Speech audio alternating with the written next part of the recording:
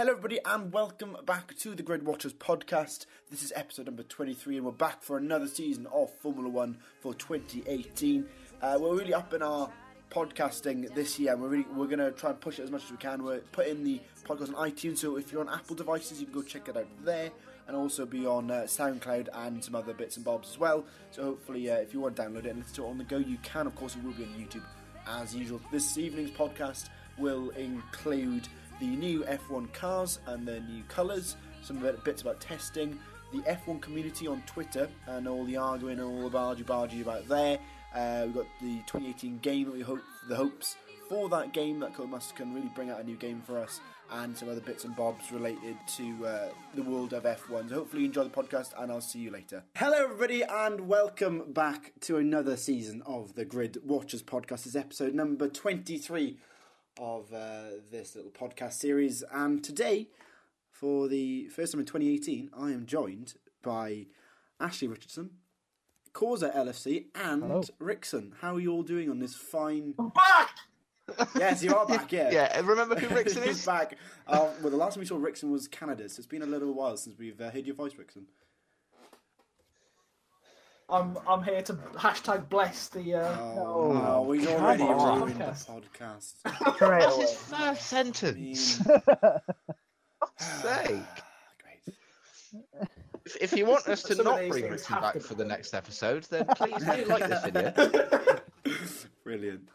But yeah, all the guys are here. Unfortunately, December is away drinking and snowboarding, so he's not here to join us this evening. So, but yeah, today we're going to talk about the new cars, testing, the F1 community, and the saltiness and the honest just dissing of everybody. The children. Yeah. It's all right. Ready for the screenshot. Yeah, there will be lots Ready of, for the of screen evidence displayed on the screen for you to decipher, and then we'll have some other bits and bobs. But first of all, 2018 cars, they are all released. And, I'm going to throw it over to Rickson to start off with. Mercedes, it looks exactly the same, mate. I think it's a lovely car. If you go kind of and look at the branding of Mercedes, that's kind of the silver and green and the blue. That's kind of the colour. So you can't imagine them changing it much from that. And that goes throughout most of the other teams that haven't been like brought out or taken over. So, yeah, it looks cool. I've got no reason to be pissed off or whatever. So yeah, I'm surprised they haven't employed you with your crane skills yet. I mean, Just currently to colour it I'm working for Crayola, and my buyout clause is massive. So yeah, I tried, but Crayon's the current of me now. Yeah, it's I think we've got Ashley on here just because I know have you analysed the cars at all, Ashley, for Mercedes? Yes. You have. Okay, so from your extensive knowledge, you're the Gary Anderson of our podcast. Looking at the Mercedes, how does it compare to some of the other cars?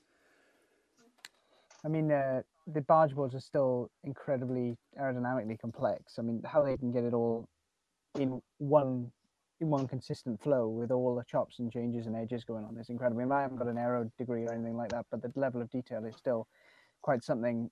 One thing that they were looking at last year is obviously it was quite unpredictable, quite difficult to balance the car. The balance would change over a lap, which is what Lewis Hamilton could was able to manage better than Bottas.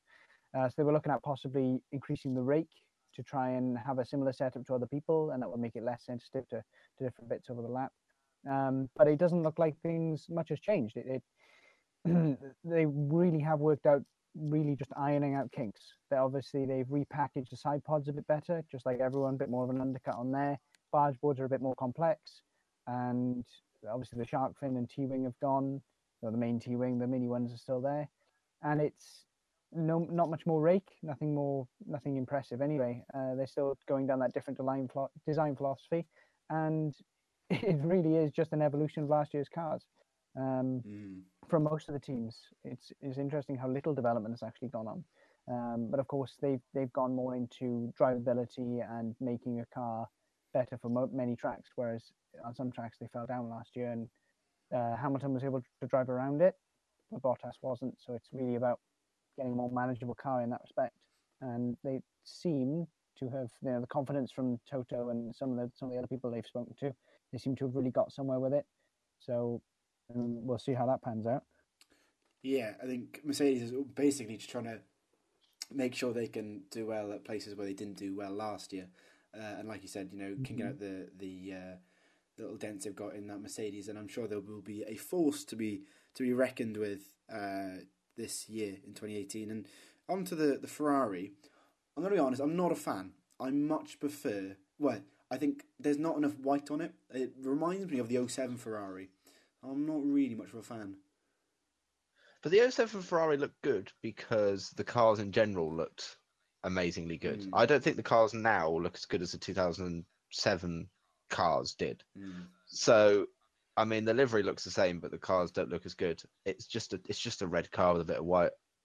I mean, that's all it is. It's a bit dull, isn't it? Pretty much. That's about it. Yeah, unfortunately. And do we think the Ferrari are going to mount a challenge to Mercedes this year? I know Rickton's going to say no, but Ashley and Alex, and do you think? Hold on. Hold on.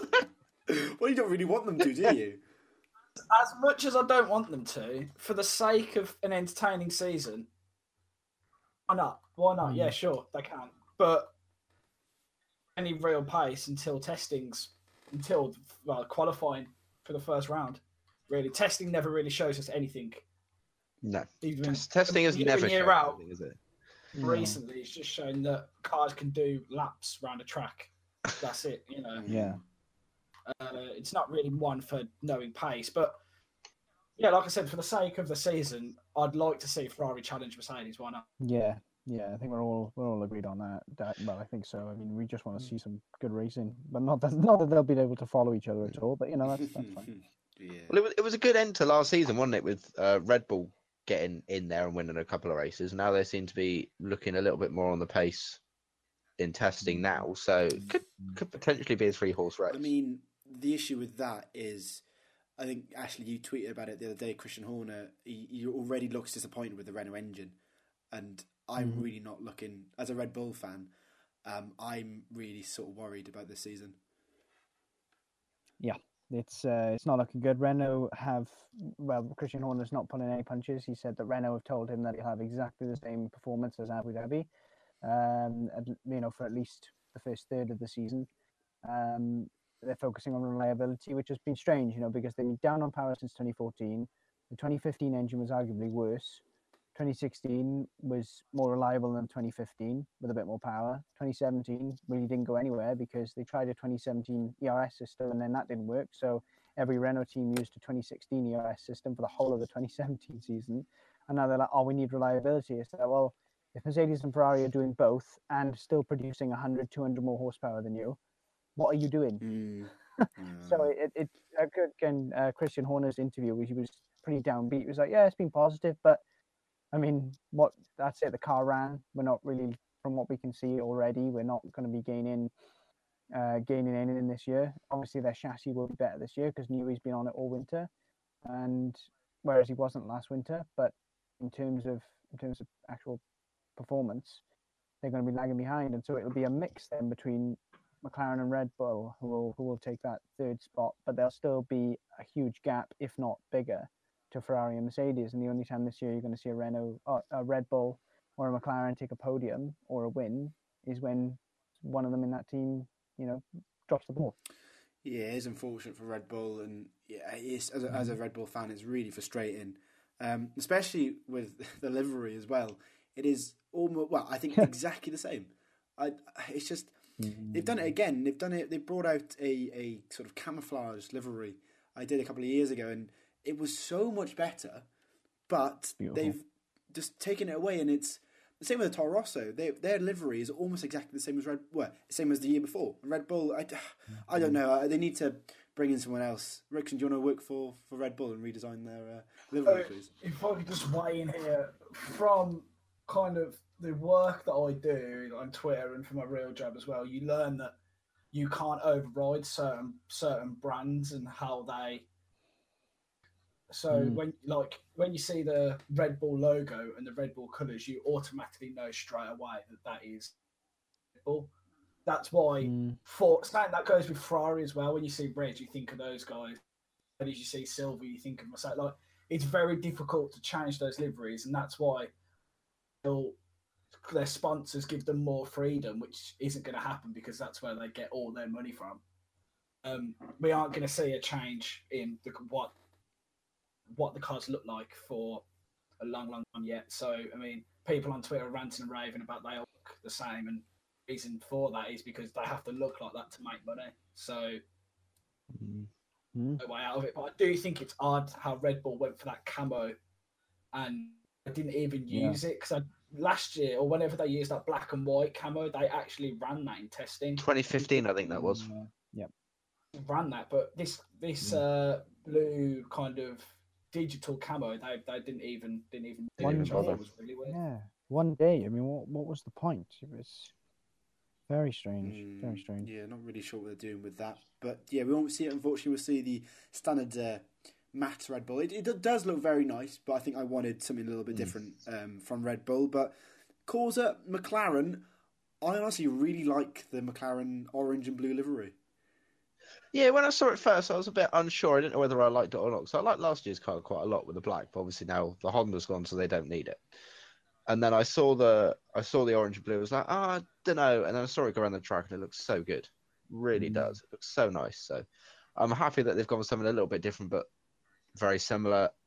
Just hope that I hope that Renault proved to have a better engine than Honda, because if Honda this season end up with as good an engine as Renault, then it's going to really make shit hit the fan, isn't it? Oh yes. That's going to blow up. Oh yeah, 100%. After all that stuff that McLaren, well, not that McLaren have done for Honda, but they've given basically all of this testing to then go, oh no, we're going to leave you. Oh well, now we're as good as Renault. It would be a big middle finger to McLaren, wouldn't it? But 100%. I have to see how it goes in the first race. In fairness, I saw someone on Twitter and they mentioned, they were like, "Oh, get your conspiracy theories out. Looks like Honda are reliable again." And all of a sudden now they left for McLaren. I don't think it's that at all. Someone else to start with. No, someone else said, put it in a better way. I think it was Will Buxton. So if you look at the difference between 2015 and 2016, that was a year with that concept. For 2017, they had to go to the concept that Honda originally wanted to go with. Zach Brown finally allowed it, whereas Ron Dennis was all fussy over it. Zach Brown finally allowed what Honda wanted to come into the sport with.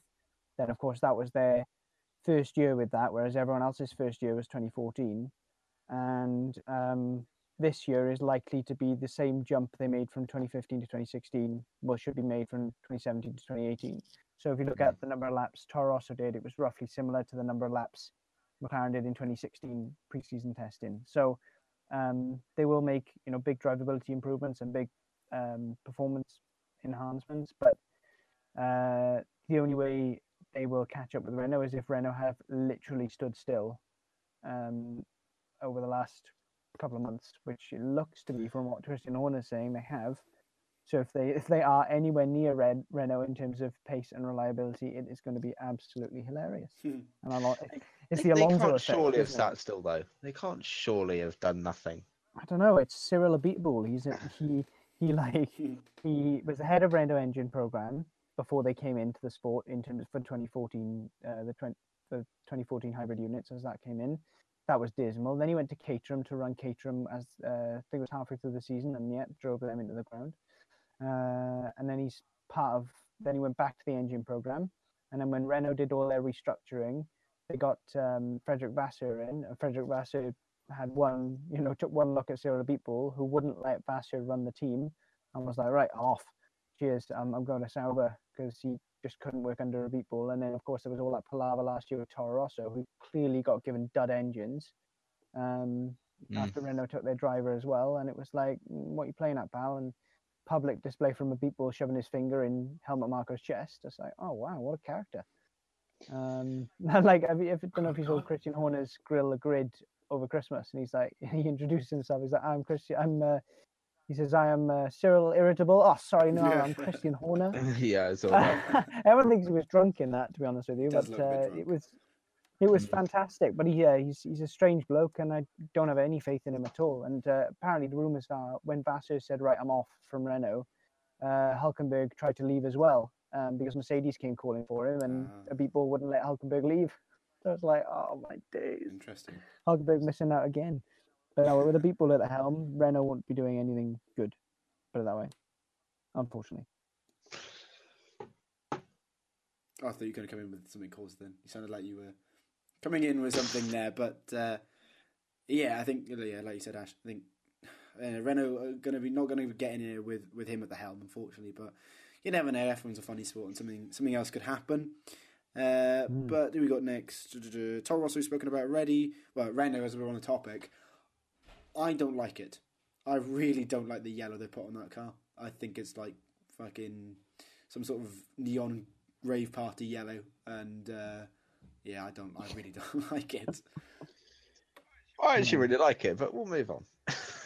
Well, obviously there's a difference. I'd say the Renault is my favourite. So, oh my goodness. This is coming from the same person that didn't like the Sauber last year, that now doesn't like the Renault this year. No, it's obviously it's all personal preference, and I've always liked that Renault yellow they use.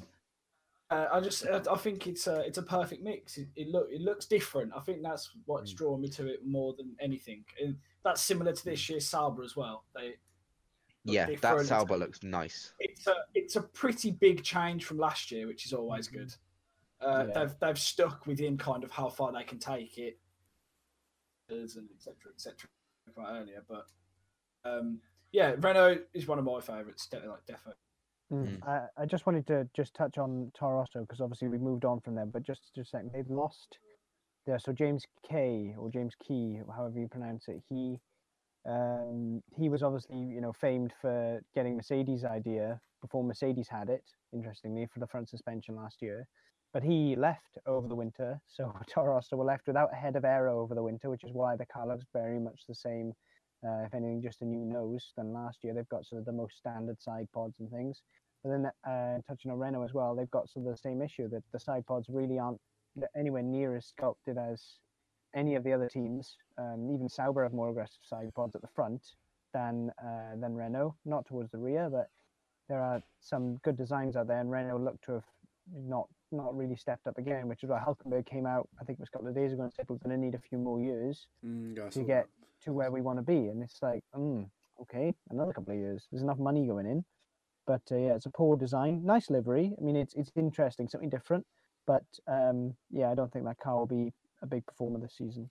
Yeah, it's unfortunate because Renault said they were going to be up there in 2 or 3 years, but it doesn't look like they're going to get in anywhere.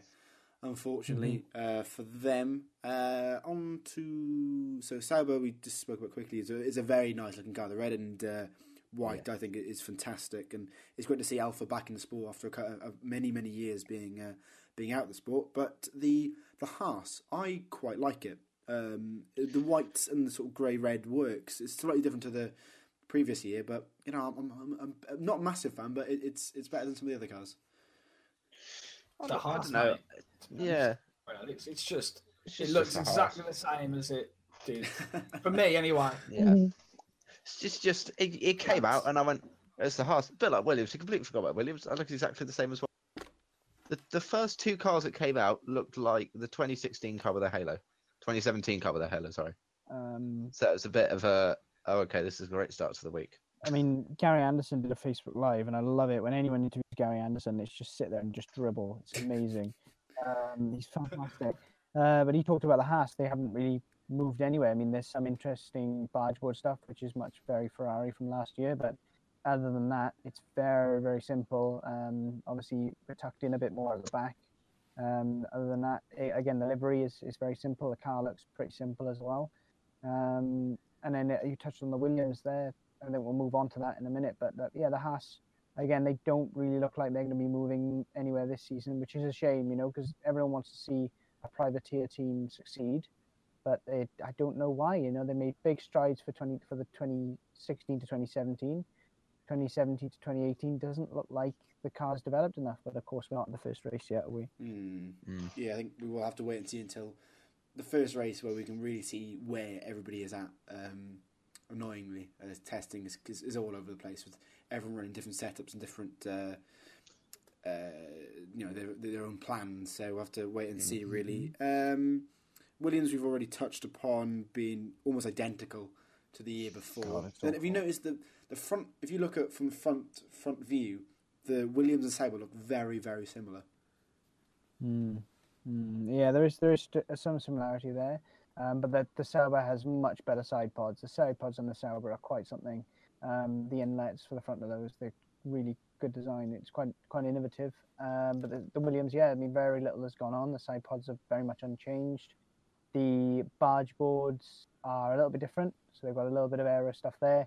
They've made the floor a bit more black to make the body look a bit better. It seems they've upped the level of black on the bottom of the side pod, which is quite interesting.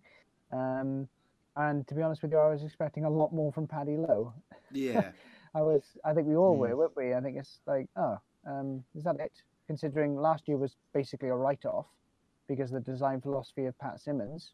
And everyone's like, do you know what? Paddy Lowe's going to get in there, bring Williams back up. Look at the magic he's worked at Mercedes. And Pat Simmons' design can, go suck one. But you turn up and it's pretty much the same thing. And it's like, oh, okay then. Yeah, and it doesn't help that they've got a very rookie lineup on the cards with Stroll and Sirotkin. So I think, like you said, I think Williams are out of it even before we even start the season. They're pretty much a pay team now, unfortunately, for Williams, which is such an iconic racing history, and it's done the pan really for them. Yep, definitely. Yeah. So finally, it's the Force India. Pink and white. I didn't like it initially, but it's growing on me. Yeah, I think the same for me. I saw it first because I really liked the Force India last year. Really liked it, and I saw this time when it was unveiled. What was it, yesterday? Yeah, yesterday. And I was like, not too sure. And then I saw it going around in the game. The same with the McLaren. I really like it now. It looks really nice. Yeah.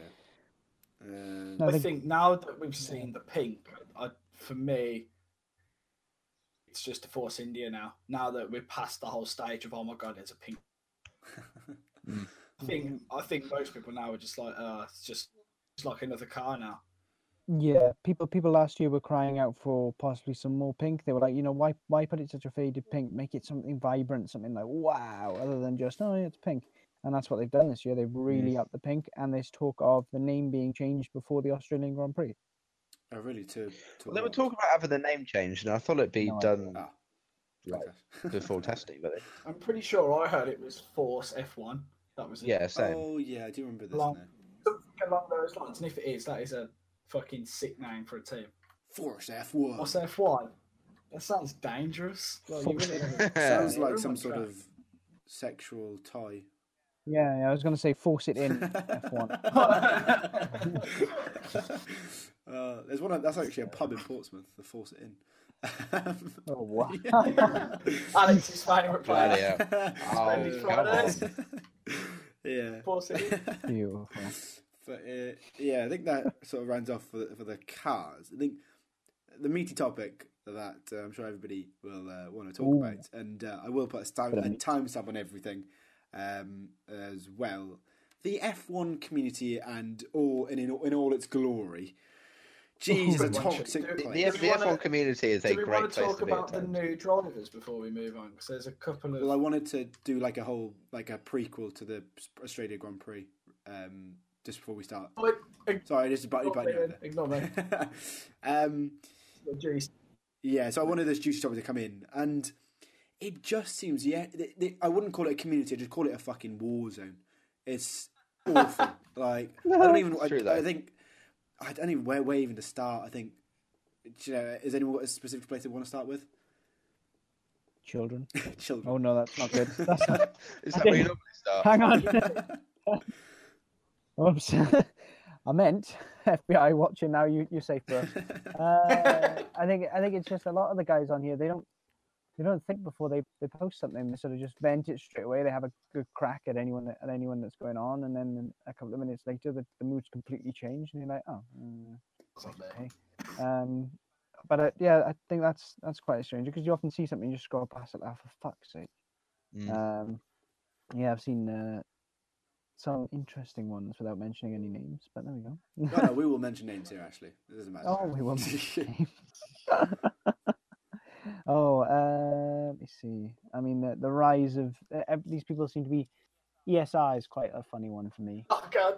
Yeah. That makes me laugh quite a lot. So say the people joining, they're like, lol, yeah, and they leave, and they're like, nah, I'm moving on to a new channel. It's like, well, it was set up by Brendan Lee, which is, that was just destined to fail, and that was it. As soon as he saw it, I was like, oh, come on, that's just not going to work. And look where we are now. I mean, it's just got There's other a than difference. like Danny and one or two others, decent people in there. The rest are just Well, Danny people I wouldn't Danny's race left. against. Oh, Danny he left, and, is he? and Sierra Rosberg left last week. Oh yeah, Sierra Rosberg. CRL is dead, then back, then dead, then back, then dead, then back, then cancelled, then dead, then back, then it's back in the name tag, then it's back, then it's dead. Yeah, and it's back again. Yeah, that one.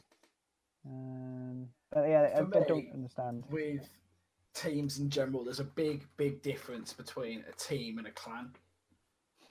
Back in the days of Modern Warfare 2, you would have like a little game.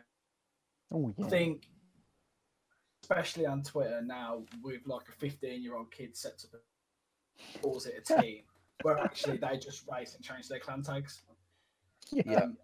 And they joined a team where everything's properly sorted, everybody speaks to each other, there's no kind of at the top always speak to the guys who are like even the lowest, like speak to everyone, and I've been around since I started doing all this kind of graphic stuff on Twitter, especially. I've noticed that there's actually somewhere like that. If you want to do well, you can't just join one of these clans and hope that they'll carry you because they're popular there.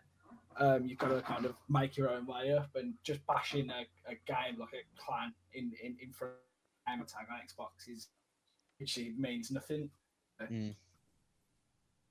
No, you're so right. Here's the thing though, because I was looking at joining a league and stuff, and literally one of the first things the admin says is, "Oh yeah, but you've got to change your username to have."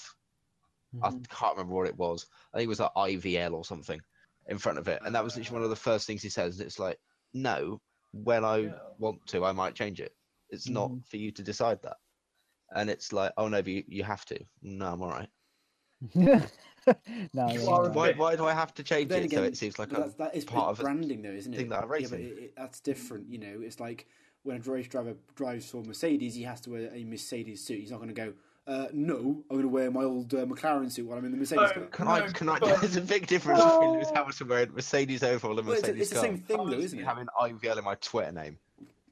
The slightest, because that team, whoever they were, I'm not sure, never heard of them, so they can't have been that big. Yeah, no, they had like no drivers. So that never raced. They never did one race. People start changing gamer tags or whatever, like PC names or whatever. Yeah. For me, if you're going to get paid, that's the only time I'd say that's fair enough to change your name. I mean, the people that do Logitech, Ken Bolabasi and that lot, they're part of the Logitech team. They've got G2 in front of their name, but they've been paid for it. So that's the difference. And they get loads of merch as well. They've all got wheels, pedals, and anything they want. Yeah. That's the difference. We talked about sort of kids kicking off and coming out with stupid stuff. I think as well, people taking things too seriously on Twitter. And, that's a great example we saw the other day about, of course, if those who don't know, myself, Alex and Rickson are on a Pro Clubs league.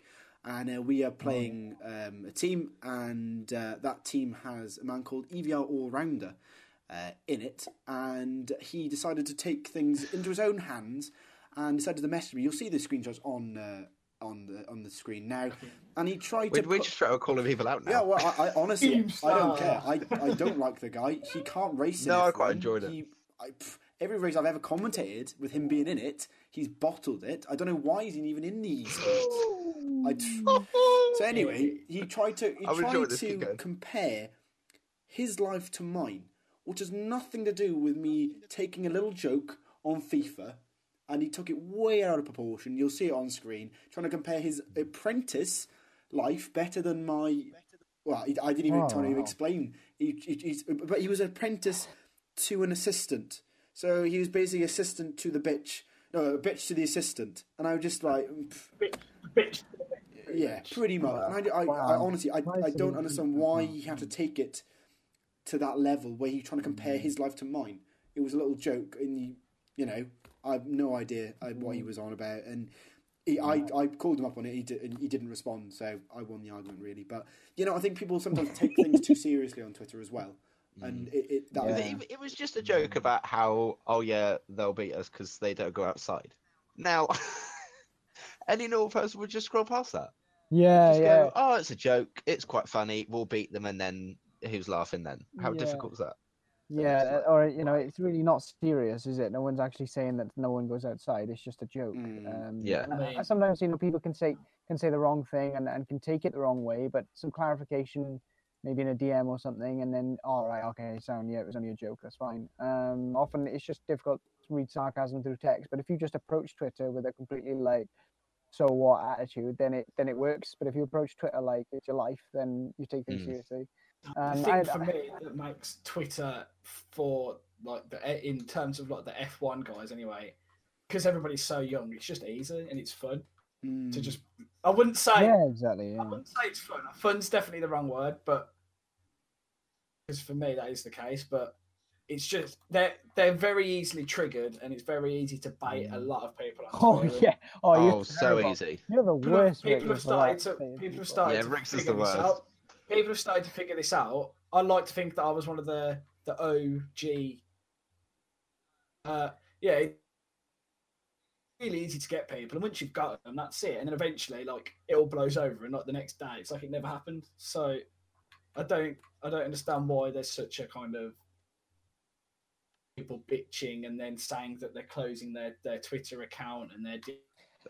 I'm going away for a bit. Are you calling out? Oh my god, it's Joe here, Rickson. I don't know. Yeah, but paid me, so it's cool, man. So maybe he is, but I mean I don't know specifically whether it's Joe or not. But it's so it's people like they'll have something going on. All of a sudden they'll just post, "Yep, gonna be back for a bit, taking a break from Twitter for a while. Don't know when I'll be back." And it's like, okay, cool.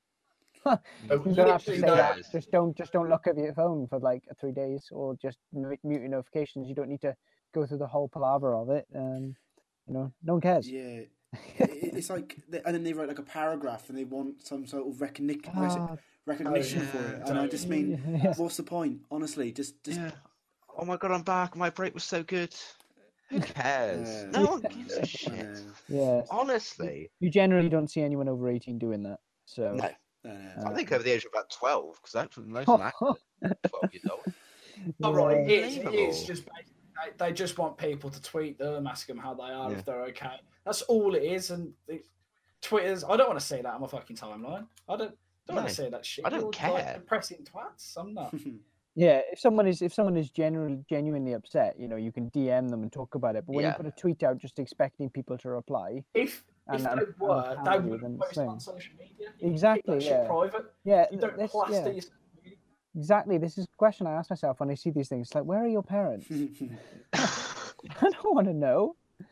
Talk to them first. Yeah, and then they post it and they don't get anything. There's no response. Yeah. And then they go, "Oh, that's I can't believe no one responded," or something like that. And I'm going, "Do you know why, mate? Do you know why? Because we couldn't give a fucking shit. That is why no one has responded to you." It's just kids, isn't it? And it's just, it annoys me. It is. Yeah, true. Yeah. And then I know this is one of the next bits of the statement of the podcast, but you don't see the big YouTubers doing that because they don't need to. People listen to big YouTubers because they don't pull shit like this. But they can't because they get given the game for free. They get sponsorships. They have to keep their nose clean. Like that's all it is. It's like if you want to. I mean, I've been with the team now doing graphics for a while, and they've started to kind of notice that I'm a bit of a prick on Twitter. And they've a few times, and they said, "Look, mate, you need to kind of chill out now. It's getting a little bit silly." That's a fair point because they pay me to do stuff, and I technically work for them, so that I understand that. But if you're a big YouTuber, massive, you're talking like Ben or Arava level, like considering that those two guys. Compared to other people, they're not massive, but compared to the other YouTubers in this space that we're in, they're definitely the biggest. And they get sponsorships, they get the game free from Codies, they get stuff to give away, which helps them grow their following. And it makes sense to me why they have to lick arse so much. Yes. But I have to admit, I did watch Ben's 2018 video talking about what he thinks should come into the game. And I think that there he was kind of pushing how much he can ship to before Cody's like, mate, come on. But the thing is, we give you free stuff. I think he did it in a way that Codemasters would listen while still getting his point across from him and the community.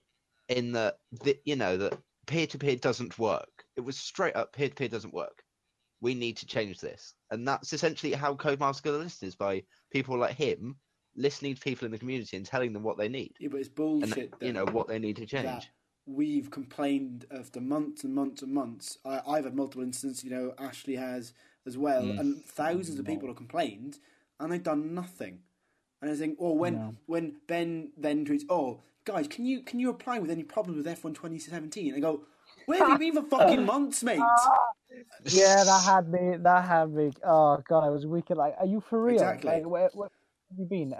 But at the peer-to-peer, apparently they've gone to Codemasters with that, and Codemasters have gone, well, if you want to fit the bill, then we can have servers, because peer-to-peer is free. See, so it's more money for Mr. Mather's back pocket and Jeremy and all the rest of them. Codemasters aren't a massive.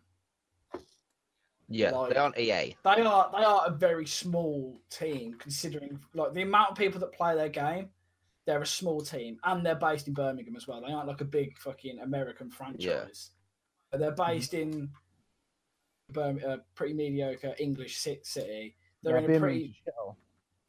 They're in a. Yeah, but more to the point with that though is they're like I said, they're a tiny team. They've got a very low social media presence. They don't really ever respond to issues. The forums are pretty dead as well. But the only time I ever signed up for the forums was to get the beta for 2017, which weirdly is better than the current game. Yes. Yep. It is. Everyone said that. It just baffles me. Like, I haven't played F1 actually. I've done commentaries on it, but I haven't actually played the game. God, for ages, for at least 3, 4, maybe 5 months at this point. Like, yeah, that's what it feels like anyway. Apart from the noob journey, I haven't played it in a good 4 months. Yeah, it's not worth it. If we exclude that, it's not. But Because you can't go online, you can't race against people. It just doesn't work. Career mode's the only good thing about it, but career mode after a while becomes a little bit boring. Yeah, the difficulty is this beta stuff is becoming just a PR stunt, because everyone gave pages and pages of feedback after the final build, and people still say to this day that nothing made it through, and there's no surprise. But I mean, what can you say? That's just exactly what it's like. Everyone moans about multiplayer, everyone says something, and then they go, actually, this is how to improve your multiplayer experience by doing this and doing that. Well, no. The problem is the game, not us. Just like when my mate Skeevan from the PS4 side of things tweeted Lee Mather and said, this is ridiculous. I can't even play a game when someone lagged backwards into him. He said, how a character lags on an FPS, on a first-person shooter. Now think of F1 car speeds. And, I'm like, right, okay, Lee, so what you're saying is the internet can't keep up with F1 cars. Yeah. I mean, come off it. So they don't. What's interesting about Codemasters, if they were accepting, right? Go back to what Rickson said, about there being a small team. If they said, look, we're a small team, they came clean and said, look, peer-to-peer is all we can afford at the moment. We want servers as well. Unfortunately, this is all we can do. We're really working our hardest to sort it out. But if they get more respect from a league racing community standpoint and saying, look, we know there's issues, we're trying to sort them out, not ignoring everyone but the YouTubers and then saying, oh no, our game's fine, which is what they say every time. They say, oh, we'll take a look. Is a very, very small part of the people that play the game. There's a lot of casual fans who play the game who have no problem with it. Yeah, exactly. And as long as people are buying the game, like the casual fans, they won't care. They don't give a shit. The people on Twitter who are giving it large, that's at like 2%. It's a small percent of people who play the game. They won't. They'll listen to us as much as they want, but they aren't ever going to change anything because they're still going to make money from the game or like the 5-year-old kids who play. It's not going to change. The people in matchmaking. Yeah. That's it. The people in matchmaking. That's exactly the type of people who. They're targeting and saying, "Look, we don't need to change anything. The game's fucking fine. Look at all these sales we've made." Yeah. But following on from that, though, with esports now becoming more of a thing, and other games like Project Cars and Forza are taking it more seriously. you've got to look at what Project Cars are doing and Forza and realise that they've got to step up to keep up because really mauled by the likes of the Forza RC and things like that. So. Definitely, that's exactly the point I was going to make. You know, if we see lag when the computers are wired to each other, I mean, it's just like, I mean, for real. Like, are you for real? So, I mean, you see issues on streams as well. You must have it sometimes in questions on in the comment section when you're streaming. It's like when you look in the spectator cam, it shows people lifting off when they change gear. It sometimes shows like the brakes not being trail brake, just 100% and then off. You commented last night in the STS F1 race where the car was just on the rev limiter the whole time, one of the Red Bulls. Happens every single week. So it's just like, what on earth? And then like also when you down change as well, it can show like as if you're blipping the down change, like it's a manual car, so the throttle will bounce up when you downshift. And this, so I've seen people question and comment like, how is he not locking up? And why is he lifting off between gears? And it's like these poor people can't fucking see what's going on. It's just the fact that it's not coded correctly. What a surprise! Yeah, it's the problem. We're called Codemasters. They can't even fucking. Yeah. Code amateurs. They should. Nice. I mean, with Codemasters, because F1 2017 is an arcade game, and you see a lot of esports guys kicking off about going, "Oh, this game's shit," and everything. And I'm thinking, if they want to do well in esports, why don't they just go over to another platform? Why didn't they try R Factor? Why didn't they try iRacing? Other platforms are harder. That's why. Yeah, I mean, he's got a point there. Yeah. That's exactly it. Other platforms are PC, and F1 is Xbox first. Really, for good rate. Yep. It was before 2017. Everything was Xbox is the fastest platform. You'll find all the fastest drivers on there. So obviously, when you play on PC, a lot difficult. Like the games are a lot harder. Like R Factor, like iRacing, all of those games. Yep. F1's really easy compared to those. Like me, I'm shit. I can pick up F1 with no traction, nothing on. Not a good lap time, but I can put in like an alright average lap time. But if I was to jump on R Factor for the first time, turn everything off, I'd be fucking awful. 100%, same. Absolutely. A lot of people take part because it's simple in that the esports final. If you looked at how many PC players that come over from other games were in that final, it was ridiculous. Which shows the gap, of PC to none, and it's fucking silly, really. No, you're not going to get anywhere unless they make the game 10, 15 times more realistic. That's the thing, though. They're then obviously we all know that it's an arcade game, and even like the real sim racers who put a lot of time into the game will call it an arcade game. No one's pulling any punches. But other than the Codemasters, because they're there saying, it's a sim. We go for realism, and it's like, well, no, you can't say that when I'm running 8.6 ride heights, the complete opposite for real, and then like 111 wings. It's not realism, and you can show them that, and they're like, no, we go for realism, and there's less force feedback in the wet, and they got all this sort of, they questioned the Saltunks brothers karting experience. You got Mather and Greco saying, "Oh yeah, how much experience have you got in the wet?" And you're like, "Are you fucking serious? You employ these people to go to your competitions, you don't know their background." You don't challenge them. So that's the thing. If they were like, "Yeah, it's an arcade game, it's the limitations of what we got," you can't just say then that it's a sim and it's realism. So everyone's sort of, are you doing esports? Do you want to sell to the casual player? Are you a sim? Are you an arcade? What's going on here? Take one and focus on the bit that needs work. But that's the thing. They need to sort of, as Rickson said, they need to sort of try and improve the esports, but also cater to the casual kiddies whose mum and daddy buys the game because they watch one Team at Marduk video, and that's it. So, or watch My Driver, for example. Yeah. Because they're the only people who can read that. Poor watching some shit content. It's, talk about a script. He's got he's got pages of it. Yeah, he does. Yeah, I was listening. A shout out to TR Malta because this sort of topic was on his podcast, so I was sort of wanted to bring it up again. And they were saying that like Arva and Ben, everything is scripted, and it's just boring. It's boring, monotonous content. It's boring. If if you're smart, it's boring. If you're 5 and you're still sucking your thumb, it's good content. See, this is the thing. This is why I enjoyed. Wow, this is why I enjoyed XMATG's content, because you knew that none of it was scripted. Because he just picked up a game and played it. He didn't give a shit what happened. Whereas with Exactly. like why he Ben, never with did Arab, as well though. yeah, Because he didn't give a shit. That's why he was always like yeah, 3rd or 4th most popular. Because he just didn't get. He just picked up a game and just went, well, let's just see what happens and I'll record it. Whereas Ben and Arab go, okay, so I want this to happen, because there's a championship's gonna be over with a few races left, and I might not finish the race, and it's oh, come on. You can see it No happening. no one really cares. Yeah. Yeah, you're right.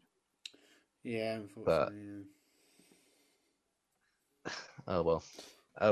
I enjoy playing the game from time to time, but if the servers were better, I'd probably do some league racing. But there's no point doing league racing. What servers? Yeah.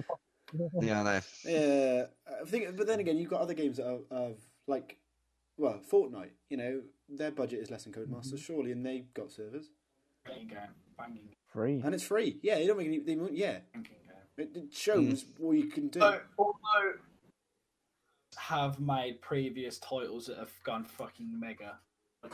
I saw a tweet about one earlier. I'm gonna have to find it to find what game they made before Fortnite, but they made Gears of War, so that's okay. They're bigger. Gears of War compared to F1 is silly big. Yeah, okay. So they've got enough budget to make a free-to-play game. Like they've easily got more of a budget. Like as much as I would like to slag Codemasters off, they're a tiny team and they can't do everything. They aren't fucking. Yeah. Yeah, in fairness to them, they probably do as good a job with the people that they have compared to the big companies. It's because of the amount of people they have and because of the amount of money they have that they can't create something that's a sim and what they want. So I think they're sort of trying to make the best of everything, but I just think they need to sort of focus on one thing and improve it. And I think that one thing has to be the online gameplay. Just improve that, and I think you'll create a 10 times better game because you'll keep people on it. Keep people on it. Yep. Yeah, that's the thing. Yeah. No one plays it. Retention. Yeah. Well, you can see it in with myself and Rickson when we do commentary. You know, when we started the season, we had full grids, and now like STS last night was it 12 people, Rickson? I think turning up. 12. Yeah. It was. Yeah. Well, it was like New Journey, wasn't it? We had the finale. We had like 9 people racing. Yeah, I know. It's just 9 people that were actually part of the New Journey. Every league. I think PS4, F1 had 11 starters on Sunday. Wow. Yeah, I saw that. It's not anyone's marketing. You know, AOR even puts out, look, we're gonna blacklist you if you leave early. People are going, do you know what? I don't give a fuck. A lot of the PS4 guys got away without getting blacklisted somehow. I suppose I guess it's who you know, not what you know. But regardless of that, I think it's not anyone's fault other than the people who develop it. Everyone's just, I'm just looking at tweets now, and RG Matiz has got a rhino shooting shit out of its ass saying that when you take F1 2017 out of your Xbox gift. I mean, the game obviously is going to suffer from this year. Like Codemasters, as much as people say they're not going to buy the game next year, I can guarantee you they will. Codemasters will I'll probably buy it. Like it's going to be an absolute gem. And it's probably not. I'll be surprised if it's good. to be honest, it's like I said earlier. As long as the casual gamers keep playing it, they'll keep making shit games. That's right. The casual players can't think's wrong, But you see, the thing is like the online hasn't changed much since 2010. But yeah, you look at F1 2013. Like that immediately hit off league racing. I think for me, from 2013, league racing blew up because the racing was so good, so close. And yet, since then, they've probably updated the technology, but it's still the same sort of technology, and yet it's a lot worse. Yeah. So it's not a case of peer-to-peer is rubbish. It's a case of, well, maybe the way you're implementing it's rubbish because it used to work. Yeah. No, you're correct. So. I mean, this game's worse than the last one. So, in terms of online, so there's obviously, they're taking steps backwards. But of course, they never look internally at an issue. It's no issues. But obviously, I think a new online team would be good. And I think, you're right. I mean, Tira Martin released a video a couple of days after release saying, I mean, it's 8 games in now. and it's still a lot of the same crap. And 2013 had, I mean, TR Limitless put a video out as well. Only recently, he said, that's how I learned to league race. I was on 2013 doing sprint lobbies all the time. It was massive, massive selection of people on there. Loads of really good racers as well. Obviously, you've got the the odd person that would ram you off the track, but he said it was few and far between. Everyone loved racing in sprint lobbies. It was really fun. That's where XMIG and Team Madu, they all got to know each other through there. And he said it's just dead now. And that's exactly what you've said. That game was A, better, and B, there was just a massive online community. People who really enjoyed racing each other. They'd spend a couple of hours on there doing 5 lappers and 25%ers and things like that, and then all of a sudden it's no one's on that. Yeah, F1 2010 is a better game than F1 2017. Yeah, go with that. And that's 10-year-old technology. Would go fucking F1 2009 on the Wii. 2017. Yeah, what a game! God, I remember buying that. That was I was taking us back. Yeah, and 5 is better. Yeah, honestly, like, to be a big fan. Like, I had the first F1 game I had was 2011. Banged out all of the like the whatever the main mode was called on that. I did all the seasons on it twice. 2012 same again. 2013 same again. 14 I died off. 15 was shit. 16 I did a couple of seasons. 17 I think I've done about 3 races. I've done any. Yeah. Well, 14 was the same game as 13 new liveries. 15 was a new game but had absolutely no career mode. 16 was development, but the game was pretty crap. And then 17 is just the retention's been crap. I thought F1 2016 was really good. I think I had a really good time on that, just because that was the birth of kind of how we all met, really. I enjoyed it. I enjoyed it. For me, that was more of, I actually dived more into the Twitter on it and met loads of people. And mode like I did with previous games. I think there was a little bit, it came in a nice little package. 2016. No, it did. It must be said because 2016 will always be our game, because that's when we met each other. We all started getting on Twitter. We all started creating videos together. We raced in the Noob Journey. Everything sort of happened with 2016, but on the base of it wasn't actually a great game. No, but it was it playable. was just a game that started it for us. Yeah, but exactly, playable. That's the key, playable. The season 1 and season 2 as a Noob Journey was good fun, because you didn't lose a race because of something stupid that happened in a massive glitch. You lost a race because you steered it into a wall. Yeah, that was the difference. So, and that game was actually sort of difficult. This game currently is way too easy. I mean, the issue is the rear tire traction, which is in F1 cars anyway. So you sort of got that, but it's difficult. It must be said, but I think 2018 they've got to stop focusing on career mode. If they stop focusing on career mode, because career mode, they decent. can't do that because they'll lose casual fans if they do that. The casual fans, but the career mode is good as it is. Love it. But honestly, there's got to know how they're going to change it to make it better. For me, it's impossible to tell because of how the casual fans play and how big that casual fan base of players is. It's not as straightforward as just bin career mode and put it all in multiplayer. So league racing's really good. Yeah, there's a lot of money in league racing. But not on that game. But there's more money. I guarantee you, there's more money in casual players buying the game and buying DLCs or whatever, or buying buying a VIP pass, buying all this shit. Yeah, no, he's right. I think it's strange because it seems that they don't really know what's going wrong. So last year took them months and months and months to admit that the cars weren't equal. And then they said, "Oh, we fixed that now," because they were carrying over traits from career mode. And now, obviously, they look at the online. They're like, "Well, it's peer to peer. It's just the same as last game." And there's something that they're changing that's not correct. And what people have shown me is that the game still contains loads of files from the old games, like literally the game running files from pretty much all of the old games. And I think that's interfering with what they're trying to do. So if they don't know what's going wrong, they can't really improve it. So things like the slipstream glitch and things like that, they thought they'd fixed it this year. They thought they'd fixed equal cars. The cars are nowhere near equal.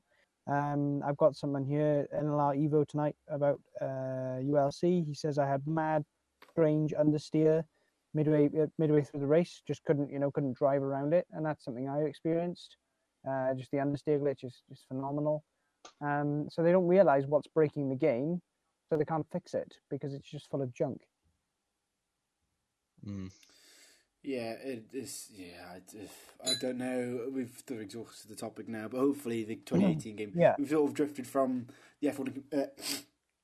Excuse me, the F1 community to the F1 game, but it's. Yeah, hopefully they fix it. Part and parcel. Yeah, they do. Yeah, that's very true. Yeah, so we round off that topic, but on to sort of other news. The one thing I've been begging for months and months and months is It's some dick. I walked straight. Is Reinforced, yeah. You lost my train of thought now. The fact that you can subscribe to an F1 and watch it online, which they've now announced, yeah. which is amazing. Because that's what I've been. Because of course I haven't got Sky, I can't afford it as a student, but they said it between $8 and $12, which it was at like six, £7. It ended up being about £10, But just to start. to pay About to see all the practice sessions, all the interviews. You can see F3, GP2, and the Porsche Cup, and for £10, and it's almost for 20 weekends. I'd happily in the pay year. that. I'm up for that. I'm really, really happy they've announced it. Yep, no, it's a really big step forward. The only thing is, you're not able to get it in the Sky has the rights, so you just got to do a VPN and you'll be able to get it in UK, apparently. Oh, really? Oh. Yeah, I'm pretty sure you can get it here. No, I'm pretty sure you can get it here. All right, because like some people were saying, you like, can. canceling Sky straight away, and I was like, oh my god, if Sky's got control over that, that'll be mad. No, it's just no. People are saying cancelling Sky because you can cancel the F1 bit. Yeah, yeah. So that'll be good if we can get it here. I mean, I won't buy it because, I mean, obviously we've got Channel 4 this year, and if next year, if the cars are still the same with the same error regs, I'll just literally look at Twitter after a race, or just like a live BBC feed or BBC Radio 5 Live, and that's what I'll do. I won't pay for it. The racing isn't good enough, but that's another topic. But it's a really good initiative, and especially with the amount of content they've got, some of the screen grabs they've shown as well. It looks really well rendered, and it's a really big step forward. Now Bernie will come out now later on and go, oh, do you know what? That'll be awful. That'll never work, and yet it'll make loads of more money than he could ever do. Yeah, no, yeah, it's what's needed though, just to put it into a different generation almost, because 100%. surely the best way to get a service to someone is to go, oh, you can watch it anywhere. Surely that's the best way of giving someone service, rather than going, oh yeah, you can watch it, but only if you've got Sky and only if you've got Sky Go on your phone. Like, that's not really beneficial for anyone, is it? Just pay for your contract, watch it anywhere. Benefits everybody, so it will definitely succeed because that's what's needed. Absolutely. Yeah. Absolutely. No, I think for me, I know the racing's not going to be great, but we've always got really good racing in the Porsche Carrera Cup, F3 and GP2. So I'm really looking forward to seeing those races because it's difficult to find those online. So I'm really looking forward to that side of things as well. And then, as you mentioned 5 Live, Jolyon Palmer is now part of that team presenting. Yeah. Oh no, I was hoping you went out. Yeah. But that's it's a big come down, isn't it? Just like, have you got any jobs? Yeah. Literally. So I'm desperate. Please, anybody take me. Yeah. I'm so taking that bit out, and I'm playing it all the time. Yeah, that little bit from Rickson there, playing it out of context. Yeah. That's going to be everywhere. But no, he's right. He's exactly right. I mean, that's a hell of a. He's not even like he's not even in the F1 pit lane as a test driver, and everyone's just like, do you know what, bro? That is just shit. Go. Yeah. So this is the thing: is that everyone sort of went, oh, I mean, we could have Jolyon Palmer in our team. He'd be pretty cheap because he'd be looking for a job. But Paul I'm the right. Rester, but Serge Sorokin, but Lance Stroll. Get all the boys in. Let's have a party. Can't leave good Jolyon out. Man's a geezer. He knows what's going on. Oh god, Paul the Rester. So bad. He really was. Like Jolyon Palmer. Like 2 races in, we were going, he really should just go now. Yeah, new season. I'm really looking forward to it. Yeah. What did he do? Didn't he bin it in Australia, like in the first Nationals. I think already by Australia we were calling for Carmen Jorda. Didn't he at the start of Australia? Karma. Oh, no. Jorda. Well, that depends if Sainz does badly, but I don't think Sainz will do badly. Science will be as good as Hulkenberg. We already know that Hulkenberg is good. It was a couple of months ago. It was over Christmas actually. It was Carmen Jorda. She was trying to promote equality in F1, but then proposed a female-only F1 league, and I was like, "What are you? You're such a hypocrite." It makes 7 times as fit in my eyes. So. Oh no!